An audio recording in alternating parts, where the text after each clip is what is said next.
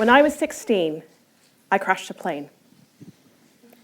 Now, if you think you're a little shocked and confused, imagine being my mum and imagine receiving this phone call. Mum, I crashed a plane, but I'm okay. Now, my mum, like any responsible parent, decided to hand over the phone to my dad. Now, to explain, when I was in school, I was part of the RAF Cadets, and I had the opportunity to go on a gliding course for a week, which meant flying things that look like this. So gliders are basically planes with big wings, and this one's called a Vigilant. It uses an engine to get up to your desired height, and then once you reach there, you pull the throttle and you glide without the use of an engine. Now, this is a little bit different to other gliders that might use a winch or a powered aircraft to pull it up. So to get this plane up into the air, I needed to know how to do takeoffs. And this is something I was practicing one day with my instructor. I remember I was sitting on the left, him to my right, grass runway in front of me. Right hand control column, left hand on throttle. I pushed down the throttle and we started going down the runway. I don't remember much of what happened next. A lot happened at once and I didn't really get a chance to process it. All I remember was my instructor saying, "I have control," which was the formal way in which we passed the control between the two of us, except this time it was urgent and serious sounding. What had happened is that we had started taking off, but we were going upwards with not enough speed. And when that happens, you stall. Now, stalling at a couple thousand feet isn't a huge deal, but it is if you don't know how to handle it properly. And I also say it's a problem when you're only about 50 to 100 feet off the ground. Because if you stall, you can go down, and you can go down quite quickly. And this is what happened to us. One of the wings actually ended up going down. We went nose first, boom. We finally stopped, and there was silence. Now, in this silence, I realized the gravity of my situation. Well, let's be honest here. I think at this point, gravity was my friend, was it? The first thought that came to my mind was, I am in so much trouble because I'm a teenager, and naturally, if I do something wrong, I get in trouble with a grown-up, whether it's my parents or teachers, and I get grounded for a week or two. So we decided to climb out, and this is what we found. Now, it doesn't look too bad. I mean, the wings are still on, so that's something. But what you might be able to see is that the propeller's broken, which can be repairs, and one of the wheels is bent in. But what you can't see is that the engine actually has been damaged quite a bit, and the spar has also been damaged, and that's part of the wing structure. The cost of the repairs, in the end, was more than the aircraft itself. Another consequence was that my instructor was grounded for around 6 months following the incident to allow for the completion of the investigation. So, what punishment did I receive for this? I was grounded for 1 day. Just 1 day, which you can appreciate is a confusing punishment for a teenager. So, back at the airfield the next day. New aircraft, new instructor, the same runway. And guess what? We were doing takeoffs. And with my new instructor, and rather hesitantly, I carried on. I did takeoffs again and again and again. And I remember he asked me, "How do you feel now?" And I remember I wasn't 100% of the way there, but I was okay, considering. I felt like I got some of my confidence back.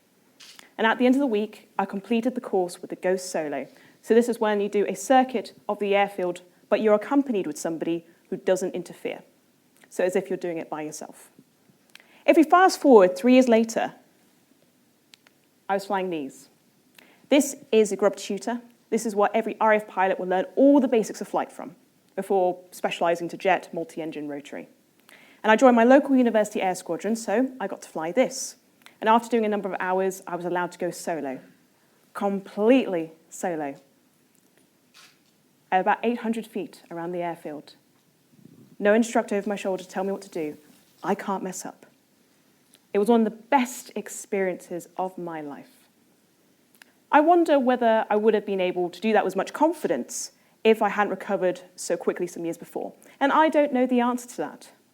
But what I do know is that I learned a very important life lesson that day when I was 16. It's a classic old story of if you fall off a horse, you get back on it again, and you get back on it quickly. And I learned something else.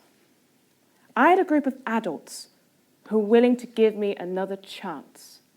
I messed up, big time, really messed up. A cynic would say, well, it was your instructor's responsibility, but that's not so much the point. I cost the squadron at the gliding school an instructor and an aircraft, not just that week for the students, but for students who had followed. And yet, these group of adults were willing to let me have another go and had faith in me to do that. And I wish I appreciated that more as a teenager, but I definitely do now as an adult. I question whether young people feel like they have that second chance or know that that second chance is there, especially when they have the pressures of choosing the right career, choosing the right subjects to take them to that right career, and that when they do exams, there is no second try. When in reality, you could take those exams later on in life, and if you change your career, it's not the end of the world. They're both not easy things to do, but they're not impossible things. Now, why is this important in my line of work? My work involves the promotion of science, technology, engineering, and maths careers, otherwise known as STEM. And the reason why my job exists is that we have a current UK recruitment crisis for STEM in the UK. And we just don't have enough people working in STEM. We have recruiters who are struggling to find people the right skills and qualifications to go into these jobs, and there are employers who are worried about the future. Now, there are many reasons around this. We have people retiring and enough people to replace them. We have expanding sectors. One of the most important reasons is that we just don't have enough young people who want to go into these careers. And there are many reasons around this as well. But one of them is that young people don't see STEM as for someone like them. If we think about the two most commonly talked about careers within STEM, scientists and engineers, if we just focus on scientists for a moment, what do you think a scientist would look like to a teenager? What do you think a teenager thinks a scientist looks like? Does it look something like this? Lab coat, goggles, crazy hair.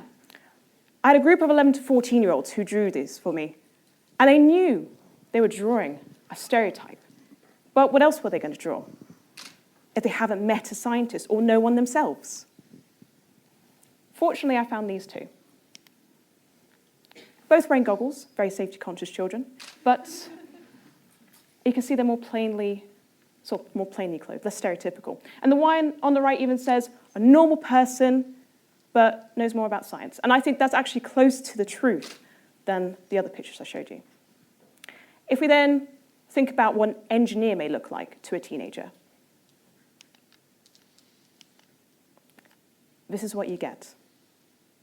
Coveralls, covered in oil, spanners, coming to fix your boiler, coming to fix your car. A very stereotypical view of an engineer. Fortunately, I found this. Paul, my dad. These three children knew someone, a family member, who was an engineer. They'd actually met one. And this doesn't necessarily mean they know what engineering is. And it doesn't necessarily mean that they will go into engineering themselves.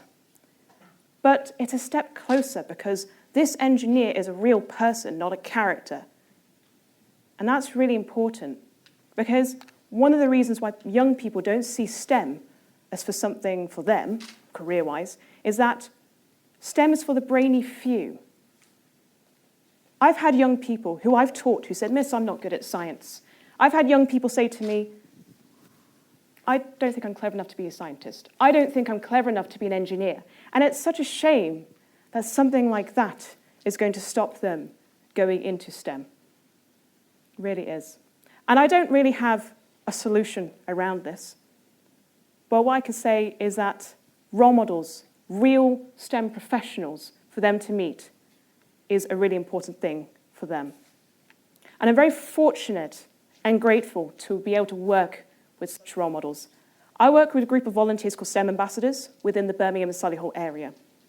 These people are volunteers who work in various areas of STEM, and they go into schools and support young people in a variety of ways.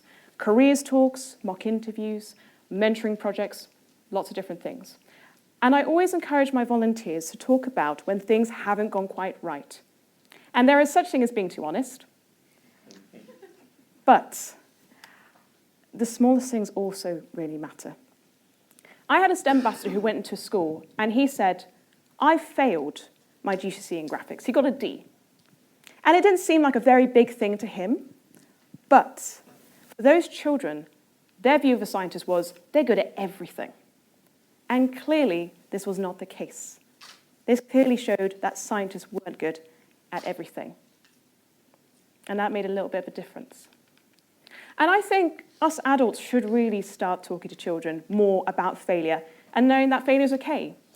But I noticed that adults don't really like talking about failure, I think.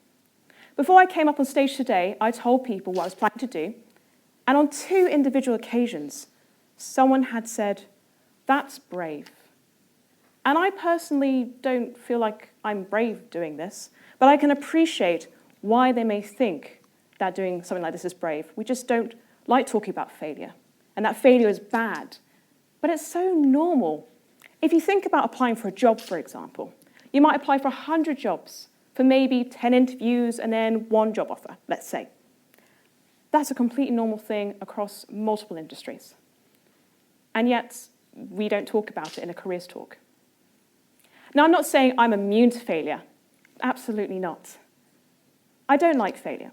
I don't like the feeling that comes with failure. I feel awful when I fail. And I think because of that, I still fear failure. But I'd like to think I'm trying to accept failure as part of my life and that I'm just going to continue failing for the rest of my life. But although I will continue to fail, I am not a failure. And that is so important. Failure doesn't have to define you as failure unless you let it. Failure doesn't feel great, so you might as well make the most of it. Learn from it, turn it into success, whatever it is. Try to make something from it rather than letting it define you. And if you feel like a failure for a while, that's okay too. There's no expectation for you to get over failure straight away. So, when I leave here today, I'm going to continue to fail. And when you leave here today, you will continue to fail. And that is okay. But please, take my advice. I wouldn't recommend crashing a plane. Thank you.